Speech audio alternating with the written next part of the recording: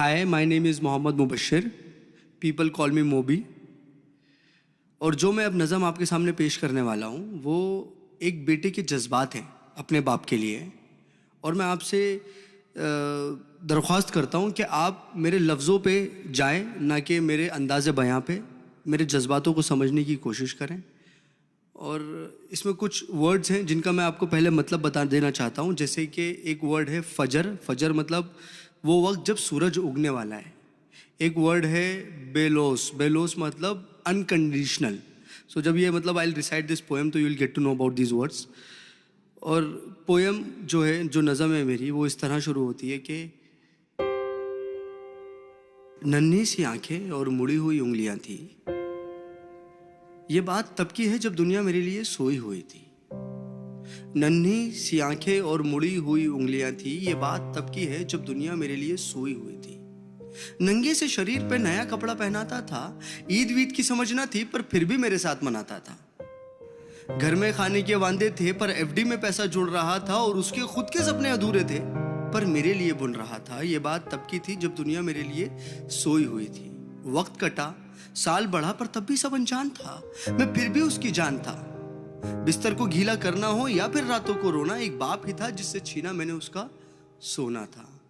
सुबह फजर तक गोदों में खिलाता, झूलों में हिलाता, फिर दिन में कमाता, शाम में चला आता, कभी खुद से परेशान, कभी दुनिया का सताया था। एक बाप ही था जिसने मुझे रोते हुए हंसाया था। अल्फाजों से तो गूंगा था मैं, पर वो मेरे इशारे समझ रहा था। मैं खुद इस बात से हैरान हूं आज कि कल वो मुझे किस तरह पढ़ रहा था। अब्बा तो छोड़ो यार, अभी आ भी निकला ना था, पर वो मेरी हर फरमाइशों को पूरा कर रहा था, और मैं भी उसके लाड प्यार में अब ढलने लगा था। घर से वो निकल ना जाए, अब उसके कदमों पे नजरें रखने लगा था। और मुद्दे तो हजार थे बाजार में उसके पास, पर कब ढल जाएगा सूरज उसको इसका इंतजार था। और मैं भी दरवाजे की चौखट को ताकता रहता था, जब होती थी दस्तक तो वॉकर से झांकता रहता था। देख के उसकी शक्ल में दूर से चिल्लाता था, जो भी इशारे मुझे आते थे उससे उसे अपने करीब बुलाता था। वो भी छोड़ छाड़ के सब कुछ मुझे सीने से लगाता था, कभी हवा में उछालता था, कभी करतब दिखाता था मेरी एक मुस्कान के लिए। कभी हाथी कभी घोड़ा बन जाता था, और सो सकूं रात भर सुकून के साथ, इसीलिए पूरी रात एक करवट में गुजारता था। इसीलिए पूरी रात एक करवट में गुजारता था। पर वो बचपन शायद अब सो चुका था, और मैं जवानी की दहलीज में कदम रखने लगा था। उसकी कुर्बानी को उसका फर्ज समझने लगा था। चाहे वो फिर खुद बिना पंखे के सोना हो, या मुझे हवा में सुलाना, या फिर ईद का वो खुद पुराना कपड़ा पहनना हो और मुझे नया पहनाना, या तपते हुए बुखार में वो ठंडे माथे पे रखी हुई पट्टियां हो, या मेरी हर जिद के आगे झुक जाना। वो बचपन था, वो गुजर गया, वो रिश्ता था, वो सिकुड़ गया, और मैं उस कुर्बानी के बोझ को उठा नहीं पाया। इसीलिए वो शहर में कहीं दूर छोड़ आया। नया शहर था, नए शहर की हवा मुझ पे चढ़ने लगी थी। अपने बाप की हर नसीहत मुझे एक बचपना लगने लगी थी।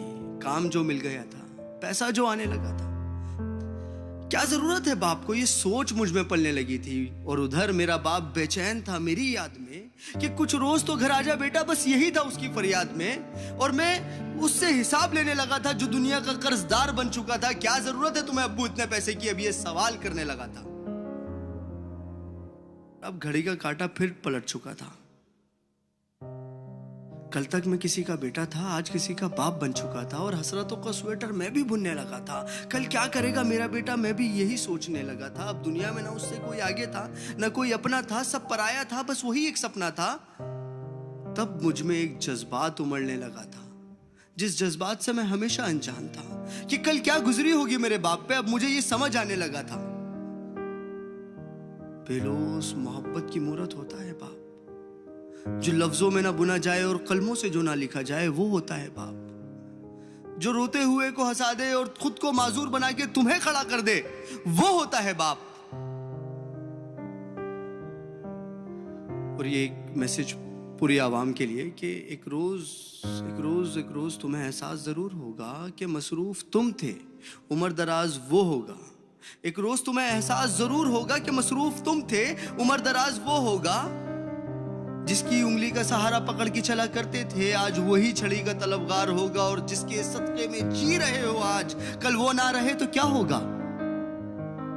पर अभी वक्त बचा है कुछ खास तुम्हारे पास, तब तक जब तक बाप का साया तुम्हारे साथ होगा और जन्नत के तलबगार हो तो सीने से लगा लेना, क्योंकि वही कल जन्नत का सरदार होगा।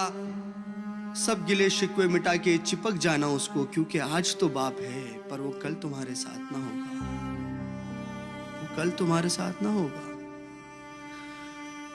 और मैं इस नज़म का कोई नाम रख नहीं पाया क्योंकि मैं बाप को एक लफ्ज़ में बता नहीं पाया। Thank you.